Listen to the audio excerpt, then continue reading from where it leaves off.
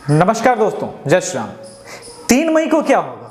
Lockdown खुलेगा, lockdown 3.0 होगा या फिर कुछ शर्तों के साथ कुछ जगह पे लॉकडाउन खुलेगा। पर लॉकडाउन किनके लिए खुलेगा और किनके लिए नहीं खुलेगा, सवाल तो अहम यह है।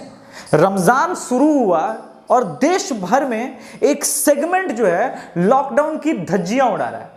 अब मैं बोलूंगा तो लोग कहेंगे यार तुम नफरत फैला रहे हो, कम्युनल कर रहे हो, पर क्या ये वास्तविकता नहीं है? क्या आपने लॉकडाउन की धज्जियां, कलकत्ता हो, बेंगलोर हो, तमाम एएनआई न्यूज से वो खबरें आ रही, वो इमेजेस आ रहे हैं सामने कि आपने लॉकडाउन की धज्जियां उड़ा दी। पर कौन बोलेगा भाई साहब, सेकुलरिज्म इतनी ज्यादा है कि आप पूरे भारत वंश का बलि चढ़ा दीजिए, पूरे भारत देश को बर्बाद कर दीजिए, उससे कोई फर्क नहीं पड़ता। ये कम्युनिटी इतनी रिजिड है अपनी बातों को लेकर के कि इसे फर्क पड़ता ही नहीं है किसी बात से। अब जब मैं सच बोलने लगा हूं तो सबसे पहले इनको डिफेंड करने के लिए नौ बौद्ध आ जाते हैं। ये नए नए बौद्ध धर्म को अपनाए हुए चिरलौंडे, तुम लोगों ने बाबा साहब को पढ़ा है? बाबा साहब अंबेडकर को समझा है जो मुझे ज्ञान देने आ जाते हो? एक बंदा तो आकर के कोई समथिंग यादव है, उसने मुझे यूरेशियन तक बोल दिया। उसे खुद पता नहीं कि यदुवंश खुद चंद्रवंश का हिस्सा है। ऐसे लोगों को समझाएं, इनको समझाएं पहले, या इन जिहादी तबकों से हिंदुओं को बचाएं। ये समझ के बाहर किए। मगर जब सन्नी गुप्ता जैसे लोग मारे जाते हैं तब क्या होता है? तब इनकी जब बुद्धि खुलती है तब तक देर हो चुका होता है। आज अपना घर बेचने को सन्नी गुप्ता का परिवार मजबूर है, उसके पास कोई ऑप्शन ही नहीं है क्योंकि वो मुस्लिम बहुल एरिया में है। सोचिए क्या स्थिति होगी बिहार पुलिस की। हाथ जोड़ रही थी, भाई मर चुका है, इसकी लाश पे पत्थर मत मारे, और जिहादी पत्थर मार रहे थे। बिहार पुलिस हाथ जोड़े खड़ी थी। कलकत्ता पुलिस को ये पीट रहे हैं, रैपिड एक्शनल फोर्स को ये पीट रहे हैं। ये हालात है और यही वास्तविकता है और इसको आपको एडमिट करना पड़ेगा। इन्हें ना पुलिस का भय है ना कानून का भय है। आज आपको मैं बेसिक फर्क बताता हूं। जब मैं वीडियो बनाता हूं तो प्रभु श्री राम का नारा लगाता हूं। प्रभु श्री राम वो हैं जिन्होंने लक्ष्मण जी को यह बताया था कि तुम्हारा शत्रु तब तक है कोई जब तक वो जीवित है, उसके मरने के बाद उसके मृत शरीर का अपमान नहीं करना चाहिए। मगर यहां जिहादियों की शुरू से ही ये रही है, मानसिकता रही है। आज से नहीं, आप 1000 सालों में देखेंगे किसी भी राजा को जब ये मारते थे तो उसके शव का अपमान करते थे। आप देख लीजिए हमारे जवान जब पकड़े जाते हैं पाकिस्तान में तो कैसे पाकिस्तानी उनके शवों का अपमान करते हैं। ये लेकिन पाकिस्तान में हो जाए, 1000 साल पहले हो जाए तो लगता है चलो भूल जाए, पर ये पटना में हो रहा है। पहले सनी गुप्ता को मार दिया जाता है, लॉकडाउन में बात कर रहा हूं, और उसके बाद जब उसकी अंतिम यात्रा निकाली जा रही थी वही पड़ोसी उसके शव पे पत्थर मार रहे थे और पुलिस हाथ जोड़ के विनती कर रही थी, अब तो मर गया है सन्नी गुप्ता, अब तो पत्थर मत मारिए। आप क्या उम्मीद करते हैं इंसाफ मिलेगा? ऐसी पुलिस के बारे में आपने सुना है कहीं जो मारे पत्थर शव पे, एक आदमी की हत्या हो जाए, लिंचिंग हो जाए और पुलिस हाथ जोड़ रही है कि अब तो छोड़ दो। खैर, सन्नी गुप्ता का परिवार अब समझ आ गया है उनको कि नहीं रह सकते उनके बीच में। आज तक समझ में नहीं आया था, अब समझ में आ गया है नहीं रह सकते। वो अपना घर बार बेचने को मजबूर है। पर अहम सवाल यह है कि उस मोहल्ले में घर कौन लेगा? कोई सनातनी तो लेगा नहीं, क्योंकि यही तो उनका टारगेट होता है। पहले अलग रहो, अपने आप को सेपरेट करो। पहले 9 बौद्धों के लिए बाबा साहब अंबेडकर वाला वीडियो सुना देता हूं और फिर सेपरेट वाला थ्योरी सुना देता हूं। The fact is that election with Scheduled Caste Federation set up by Ambedkar had a pre-poll alliance with Bharatiya Janasangh held in 1952. In politics, 1 year is a long time. One must not forget that Ambedkar had quit the Congress government in 1951 and Bharatiya Janasangh, the Socialist Party Scheduled Caste Federation contested election jointly. सामाजिक क्रांति की यात्रा by देवपंत थानंगिरी, page 169, लोकहित प्रकाशन में। Schedule caste federation के कुछ दलित लीडरों ने एक बार उनसे पूछा कि आपने देवपंत थांगिरी को जनरल सेक्रेटरी क्यों नियुक्त किया? इस पे बाबा साहब अंबेडकर मुस्कुराते हुए बोले, जिस दिन तुम उनसे बड़े दलित विचारक जो कि ब्राह्मण हैं उनसे बन जाओगे तो तुमको भी जनरल सेक्रेटरी बना दूंगा। सोचिए क्या विचार थे बाबा साहब अंबेडकर के और किस तरह से चंद्रशेखर जैसे लोग बरगला रहे हैं। RSS and Ambedkar held similar view about communist. Ambedkar is non critic of communist. RSS की सोच और बाबा साहब की सोच इस्लाम को लेकर के बिल्कुल सेम थी। पार्टीशन ऑफ इंडिया 1947 में बाबा साहब इस बात का जिक्र कर चुके हैं।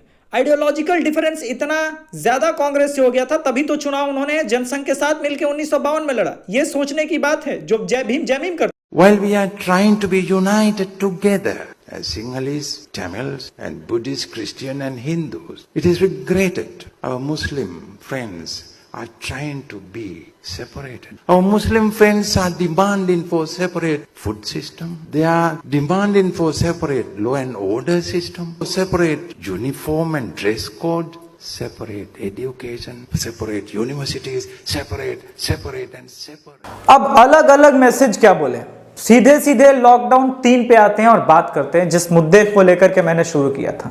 प्रधानमंत्री नरेंद्र मोदी जी, माननीय प्रधानमंत्री नरेंद्र मोदी जी, आपसे हाथ जोड़ के विनती है, जब तक आप बेसिक समस्या को नहीं समझेंगे ना, आपका ना तो लॉकडाउन 3 हो जाए, 4 हो जाए, 5 हो जाए, 7 हो जाए, 10 हो जाए, 15 हो जाए, फर्क नहीं पड़ता, ये चलता रहेगा। क्योंकि डिसिप्लिन, अनुशासन, इस बीमारी से लड़ने के लिए जो सबसे महत्वपूर्ण चीज है वो है अनुशासन। और एक तबका है जो लॉकडाउन पहले चरण से लेकर के तीसरा चरण आ गया, वो अनुशासित नहीं हो सकता। अनुशासन उनके दिमाग में नहीं है, उनके जो डेली लाइफ का रूटीन है ना, उससे अनुशासन बहुत दूर है, कोसों दूर है। आप मानेंगे नहीं, आप सेकुलर बने रहेंगे। राज्य सरकारें अलग अलग हैं, उद्धव सरकार है, कांग्रेस सरकार है, बिहार सरकार है, केरल सरकार है, यह वास्तविकता है। तो सबसे पहले डिसिप्लिन। और डिसिप्लिन कैसे आएगा?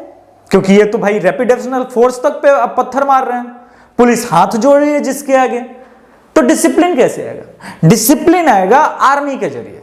जब तक आर्मी डिप्लॉय नहीं होगी, जो हॉट जोन है, जहां पे संक्रमण का सबसे ज्यादा खतरा है, उन एरियो पे आप आर्मी डिप्लॉय कीजिए। बंगाल सरकार हो सकता है ना माने, क्योंकि बंगाल सरकार है, सेकुलरिज्म की पराकाष्ठा है। पर आप मठिया ब्रिज के हालात को देख लीजिए, वो इस वक्त मजाक कर रहा है और उसे कोई फर्क नहीं पड़ता। वहां पे परसों जाम लगा हुआ था। आपने ये नहीं सुना होगा लॉकडाउन में लॉकडाउन टूटने की बातें सुनी होगी, पर आपने ये नहीं सुना होगा कि वहां पे ट्रैफिक जाम हो जाए कहीं, इतना भयंकर लॉकडाउन टूटा हो। और ये तब हालात हैं जब बंगाल भी हद से ज्यादा केसेस झेल रहा है। बंगाल हो गया, बिहार हो गया, पूरा देश झेल रहा है। आज संख्या लगभग 33,000 है, यह बहुत बड़ी संख्या है। एक्टिव संख्या भी 24,000 के आसपास है। तो आप क्या चाहते हैं कि पूरे देश की बलि चढ़ा दी जाए? तो फिर लॉकडाउन खोल दीजिए ना मालिक। एक कम्युनिटी क्यों झेले? हम देखेंगे, हमें घर में रहना है, अपना व्यापार संभालना है, क्या करना है क्या नहीं करना है। क्योंकि ऐसे थोड़े ना चलेगा। हम पुलिस से डरें, हम पुलिस का सम्मान करें। एक मंदिर में ये पुजारी अकेले जा रहा था, ऐसा नहीं कि ग्रुप में था। इनके साथ वाला भी आपको लास्ट में वीडियो चला देते हैं, तो देख लीजिए मौजी। एक तरफ ये लोग हैं और एक तरफ हमारी कम्युनिटी। उदाहरण बनना पड़ता है, मगर इनको उदाहरण नहीं चाहिए। इनको तो अपनी मर्जी चलेगी, और अपनी मर्जी जो चलाते हैं उन पे कोई भारत का संविधान कानून लागू होता है? मेरा सिंपल सा सवाल है तमाम सरकारों से, क्या भारत के संविधान कानून, ये संप्रभुता, इन सब के कोई मीनिंग है, या फिर हमने यूं ही संविधान, संप्रभुता, इन सब की बातें सिविक्स में पढ़ ली थी? और अगर मीनिंग है तो सबके लिए लॉकडाउन बराबर लागू कीजिए। आपने बोली है पुलिस वालों को, जैसे योगी सरकार लागू करा रही है, बिना जात देखे, संप्रदाय देखे, धर्म देखे, बोलिए सब पे लागू हो, वरना फिर खोल कहे नहीं देते। जय श्री राम। हम आपको मतलब वो कर रहे हैं सर, आप क्षमा मांग रहे हैं सर। नहीं आपको मैं सर पे आमी कर दिया। बढ़ जा बैठिए। देखिए भगवान कभी कभी परीक्षा लेता है, और आप ऐसे ही अब मंदिर तक चलिए। नहीं बैठ बैठ चलिए बैठ बैठ बैठ बैठ आपको परिश्रम करिए कुछ बैठिए बैठ जाइए चलिए चलिए ले किस मंदिर जा रहे हैं? हाँ वही तो वही किस थोड़ा ही है पेड़ पे किस देवता का? हनुमान जी का है। पीपल के वृक्ष को लगाइए। जय हो पीपल महाराज, मैं आ रहा हूँ। चलिए जाइए ब्रह्म देवता जाइए चलिए चलिए परीक्षा जाइए चलिए।